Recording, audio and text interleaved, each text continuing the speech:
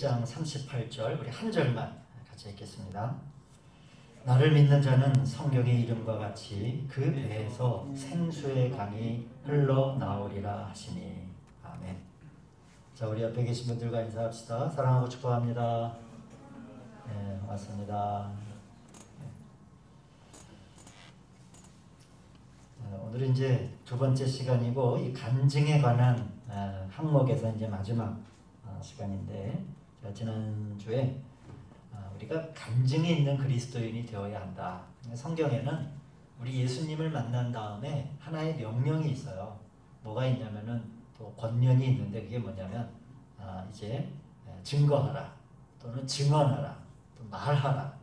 이것이 우리 주님을 영접한 뒤에 그리스도인들에게 요청되는 하늘의 음성입니다.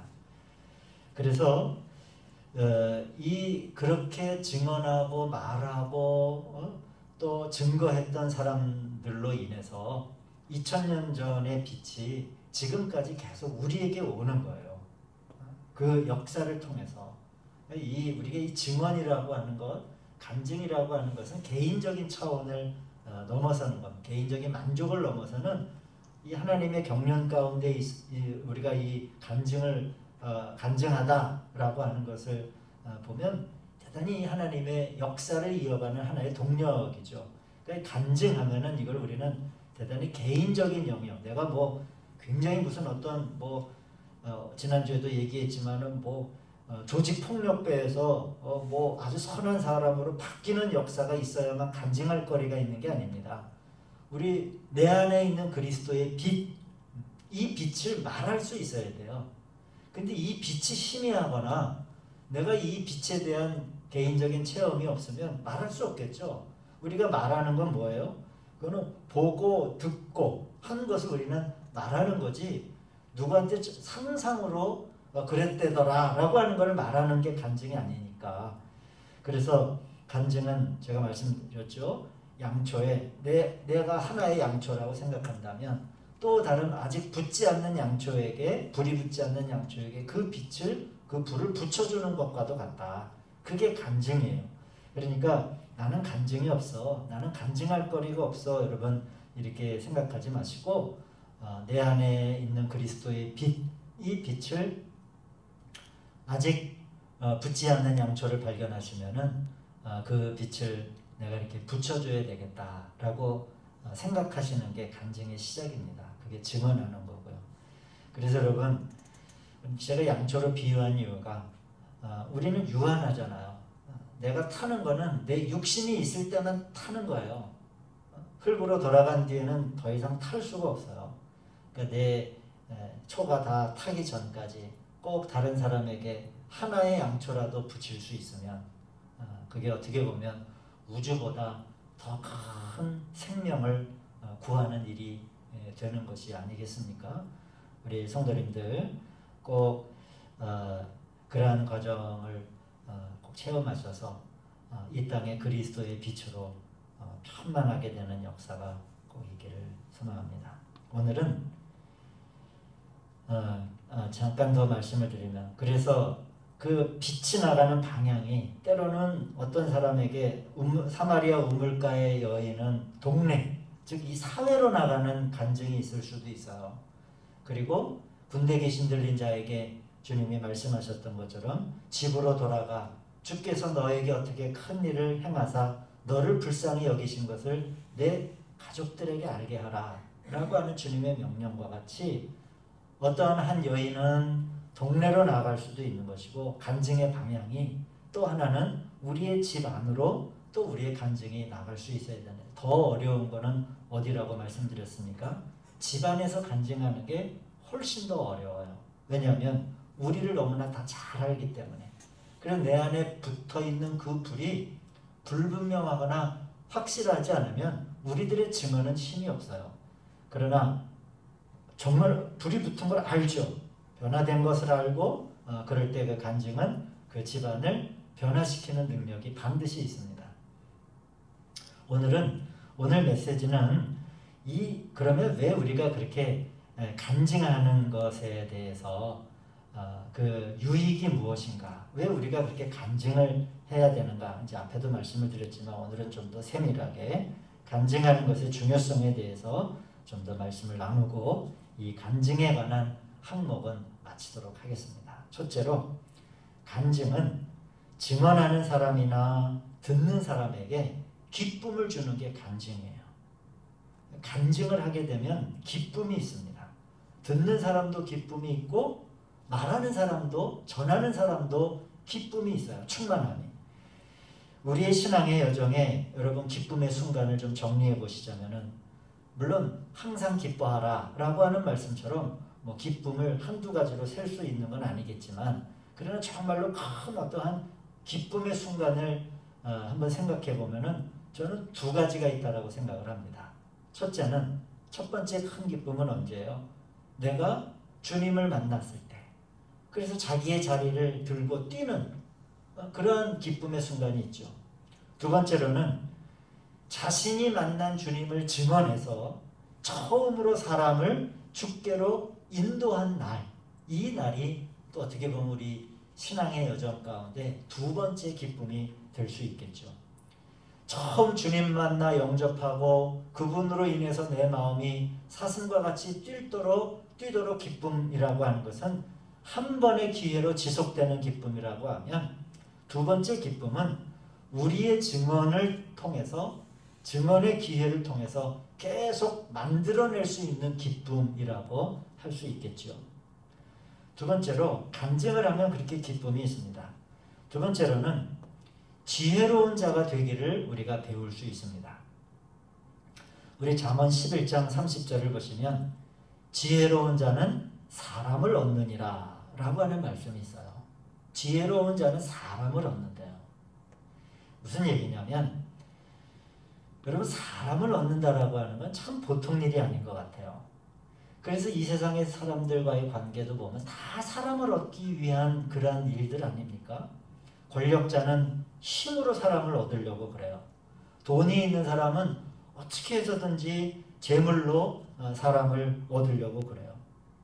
그리고 꾀가 많은 사람은 거짓말로 뭐 일종의 사기가 될 수도 있는데 그러한 것들로 자기 사람을 얻으려고 해요. 그러나 이 세 가지 경우는 모두 얻은 것처럼 보이는 거예요. 얻은 것처럼 보이는 겁니다. 여러분 권력이 10년 이상 가는 거 보셨습니까? 힘이 재물이 그 다음 때를 넘어가기가 어려워요. 사기는 뭐 말할 것도 없고요. 힘이 없어지고 돈이 없고 거짓말이 드러나면 모두 다 연기처럼 사라집니다. 지금은 그분이 이제 우리 감리교회에서 은퇴하신 분인데 제가 이제 이 방송이 녹화가 되니까 실명을 말할 수는 없고요. 뭐 감리교회에서 아주 유명하신 분이죠. 예전에 지금으로 치자면은 한 7, 8년 전 뭐 될 수도 있을 것 같으네요. 7, 8년 전, 아니면 10년 정도 전에 감리교회가 한번 큰 내홍을 겪은 적이 있습니다. 감독회장 사건으로. 그럴 때 저 광화문에 있는 감리교 본부가 한 30일 정도 그 외부 사람에 의해서 점거된 적이 있어요. 근데 그 이제 복도를 그냥 가득 채우고 그 사무국도 있고 뭐 감독회장실도 있고 여러 행정 우리 이제 감리교 본부니까 근데 복도에 그냥 의자 쫙 갖다 놓고 하루 종일 앉아가지고 오고 가는 사람 시비 걸고 그래서 본부 행정을 마비시키려고 한 적이 있습니다. 근데 그게 외부 깡패들이 아니에요. 부끄럽지만은 저 먼 지방에서 이렇게 전도사들, 뭐 목사들 다 동원된 사람들입니다.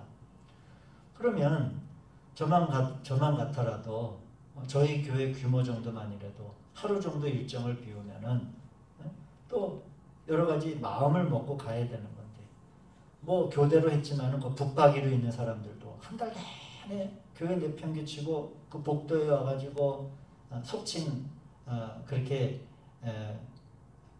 험한 그런 일들을 어떻게 할 수 있을까 궁금하잖아요. 뭐 충성도가 아니고. 이제 나중에 보니까 다 돈이 동원이 됐어요. 그런데 이제 그 일이 이제 마무리가 되고 그 교회에 이제 소속된 이제 어느 분 이야기를 들어보니까 그런 얘기를 하는 거예요. 그때 4, 5년 전에 그렇게 전국에서 한 번에 사람을 100명, 200명씩 동원할 수 있었던 전화 한 통화만 하면 와라 하면 그렇게 쭉 왔던 사람들이 이제는 주위에 사람이 한 명도 없는 건 아니에요. 이제는 주위에 사람이 없대요. 전화를 해도 동원할 수도 없고 사람이 없는 거예요. 뭐가 없으니까? 뭐 목사가 돈, 뭐 권력을 가졌어요? 뭐 경찰력을 가졌어요? 돈이 없으니까, 돈이 나가지 않으니까 사람이 안 모이는 거예요. 이 사람을 얻는다라고 하는 게 그만큼 어려운 거예요. 사람을 얻는다. 그런데 오늘 잠언 말씀을 보시면 지혜로운 사람은 사람을 얻는데요. 지혜로운 사람은. 그러기에 사랑하는 여러분, 우리가 사람을 얻는다라고 하는 건 여기에서 자기 어떠한 뭐 권세를 위해서 사람을 얻는 게 아니잖아요. 여기 사람을 얻는다라고 하는 것은 그 마음을 가져오는 것이고 그 사람을 주님께로 돌이키는 것을 이야기한다는데 그러기 위해서는 지혜로워져야 합니다. 그런데 여러분, 참된 지혜라고 하는 게 뭡니까? 어떻게 하면 지혜로워질 수 있겠어요? 우리 빌립보서 3장 7절 한번 찾아보겠습니다.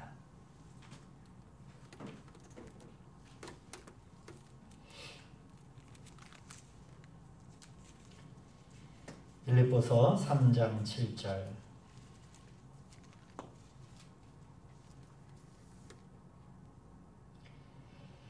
그래서 9절 전반부까지만 우리 함께 읽습니다.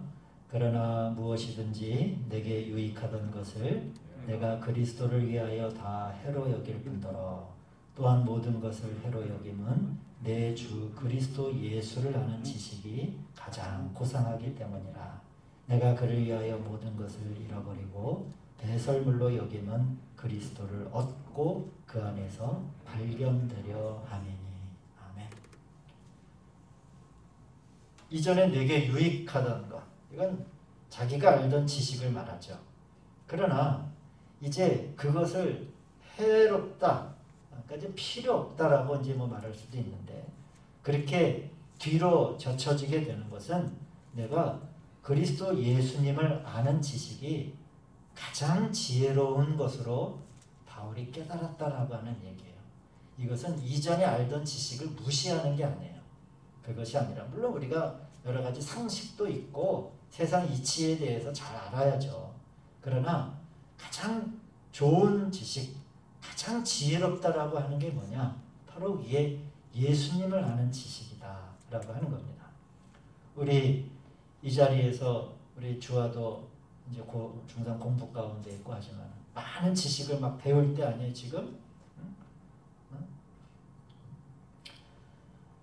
그러나 많은 지식을 배우지만은 가장 귀한 지식은 예수님을 아는 지식을 가장 귀한 지식으로 가질 때 그 배운 지식이 더 빛을 내는 거예요. 더 빛을 내는 거예요. 하나의 지식만 가지고 있으면 아주 편향된 사람이 되기가 쉬워요. 세상의 지식만 가지고 있으면. 우리가 알고 있는 주야도 이제 공부 뭐 언어도 하고 물리, 수학, 뭐 생물 여러 가지 영역, 사회 과학 영역 많은 분야의 지식인데 이 지식을 하나로 엮어주게 하는 지식이 있어요. 하나가 되게 하고 그 지식이 비로소 빛나게 하는 게 우리 그리스도를 아는 지식이에요. 그 지식이 있을 때 우리가 학교에서 배우고 공부한 것이 더 빛나. 그래서 우리 학생들만이 아니라 우리들도 마찬가지죠. 우리 주님을 아는 지식. 많은 세상의 이치를 안다고 하더라도 우리 주님의 그리스도의 사랑에 관한 지식이 없으면 그 지식이 울리는 꽹과리가 되기 쉬웠거든요. 여러분, 이게 참된 지혜예요. 그런데 우리 그리스도인이 주님을 만나 첫 번째 기쁨을 누린 사람이라면 두 번째 기쁨은 선택이 아니라 우리가 누려야 할 필수적인 기쁨 아닙니까? 왜? 땅끝까지 이르러 복음의 증인이 되어라고 하시는 것이 주님의 명령이니까 우리가 증인이 되어서 사람을 얻는 일은 해도 좋고 안 해도 되는 일이 아닙니다.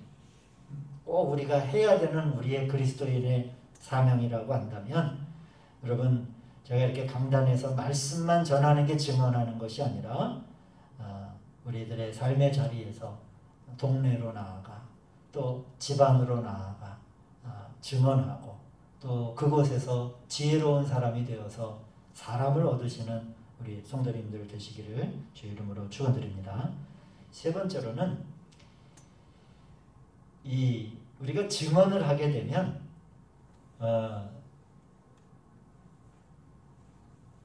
이걸 좀 어떻게 표현할까요? 우리가 증언을 하게 되면 많은 것을 낳고 여기서 낳다는 시옷이 아니라 히읗입니다.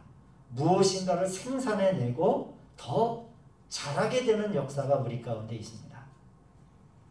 싹만 나고 자라지 않는 나무는 존재하지 않아요. 생명의 속성이 그렇지 않거든요. 그래서 우리 안에 주님의 산 생명이 있다면 자라고 낳는 것은 우리 생명의 속성상 당연한 일입니다. 우리 오늘 본문이 바로 이 마지막 부분을 증언하는 말씀입니다. 나를 믿는 사람은 성경이 말한 바와 같이 그의 배에서 생수가 강물처럼 흘러나올 것이다 라고 하는 말씀입니다. 여러분 강물은 원천이 있어요. 제가 우리 강원도 태백에 가면은 낙동강과 한강의 발원지가 태백에 있다고 했잖아요. 강물은 그냥 이렇게 빙빙 순환되는 구조가 아니에요. 원천이 있고 그 흘러가는 다른 방향이 있습니다. 이거를 하나의 우리가 보통 그런 얘기 하잖아요. 이제 성숙한 그리스도인이 되면 우리가 하나님의 파이프가 된다 라고 하는 이야기를 종종 들을 수 있습니다. 흘러가게 하는 통로가 되는 거예요. 자, 한번 생각해 보십시오. 파이프는 입구가 몇 개예요? 파이프는 입구가 몇 개예요? 2개잖아요. 파이프는 입구가 하나일 수 없어요. 그거는 파이프라고 하지 않아요. 이걸 우리가 하나의 흐름에 우리가 성령님의 역사와 그 기름 부음의 흘러감에 있어서 흐르다라고 하는 건 다 마찬가지예요. 하나의 파이프로 비교하자면 2개의 입구가 있는 겁니다. 2개의 구멍이 있어요. 자, 파이프가 있어요. 우리가 하나님의 파이프예요. 그리스도인이라고 하면 그러면 하나는 주님을 향한 입구가 되고 하나는 어디를 향한 입구가 돼요? 흘러나아가 이 동네와 가족이라고 하는 사람들을 향한 입구가 되겠죠. 2개의 입구가 구멍이. 자, 예수님 믿는 사람들은 흐르는 사람들이에요. 이게 생명의 속성입니다. 싹만 나고 중지되는 나무는 없듯이 자라요. 그 안에 그리스도의 신성한 생명이 있다면. 즉 흐른다라고 하는 것은 2개의 입구에 다 있다라고 하는 것을 떠올려셔야 합니다. 자, 주님에게는 열려 있어요. 입구가 닿아서 주님으로부터 뭔가 공급을 받는데 이건 그냥 한번 그냥 만화처럼 그림처럼 생각해 보세요. 좋아요. 예수님에게로는 다 있어가지고 뭔가 막 공급이 되는데 사람에게로 그 구멍이 입구가 막혀 있으면 어떻게 될까요? 그거는 흐르는 파이프가 아니에요. 어느 정도 흐르다 중단됩니다. 그래서 많은 그리스도인들이 이렇게 생각해요. 나는 주님만 바라보고 나는 주님에게 있고 주님으로부터 공급받고 그런데 주님으로부터 공급받은 것이 계속적으로 공급되기 위해서는 어떻게 해야 되는 거예요? 그게 다른 한쪽으로도 열려 있어야 돼요. 그게 바로 증언하는 겁니다. 그게 바로 우리 그리스도에 대해서 말하는 거예요. 그래서 그럴 때 계속적으로 우리의 배에서 우리의 이 내부에서 우리의 심령 안에서 생수의 강이 말 그대로 흘러가는 거예요. 예를 들면 강물이 원천이 있는데 과학적으로는 불가능하지만은 이 한강 여기 신곡 수중보가 거대한 벽으로 하나를 딱 막아놓다라고 생각해 보세요. 그 강물은 흐르는 강물이 아니죠. 마치 이스라엘에 있는 사해와 같이 들어오기는 하지만은 나가는 데가 없는 죽은 물이 될 수밖에 없는 겁니다. 그래서 여러분, 한쪽이 막힌 강이라고 하지 않습니다. 생수의 강이 흐르기 위해서는 주님으로부터 사랑하는 우리 성도님들이 계속 공급받으시고, 또 이 세상을 향해서는 또 열려 있어서 계속 이렇게 흘려보낼 수 있는, 그게 바로 간증이고 그게 바로 증언이에요. 그래서 간증과 증언은 간증할 거리가 있는 사람이 하는 게 아니라, 우리가 주님으로 입구가 그분에게 붙어있다, 열려있다면 주님으로부터 내가 매일매일 공급받고 내가 매일매일 체험되어지는 것을 말할 수 있고 고백할 수 있는 우리 귀한 성도님들 되시기를 우리 주님의 이름으로 축원드립니다. 사랑하는 여러분, 우리 안에 타고 있는 양초를 내 안에서만, 내 때, 내 육신의 생명이 붙어있는 때에 내 안에 타고 있는 빛을 내 안에서 소진해버리지 말고, 한 가지 주님 나에게 소망이 있습니다. 이 빛을 단 하나의 양초에라도 붙일 수 있는 은총의 사건을 우리에게 허락해 주소서. 이것이 저와 여러분들의 기도가 되기를 주님의 이름으로 축원드립니다. 기도하시겠습니다. 자비로우신 아버지 하나님, 우리를 말씀 가운데 부르셔서 말하는 것, 증언하는 것, 간증하는 것이 얼마나 많은 유익이 있는 일인가 라고 하는 것을 보여주셨사와, 이제 내 배에서, 나를 믿는 사람은 그 배에서 생수의 강이 흘러나오리라고 말씀하셨사오니, 우리가 중단되지 않고 주님으로부터 나온 것이 나를 통해, 내 간증을 통해 계속 흘러갈 수 있는 귀한 역사를 만나게 하여 주시옵소서.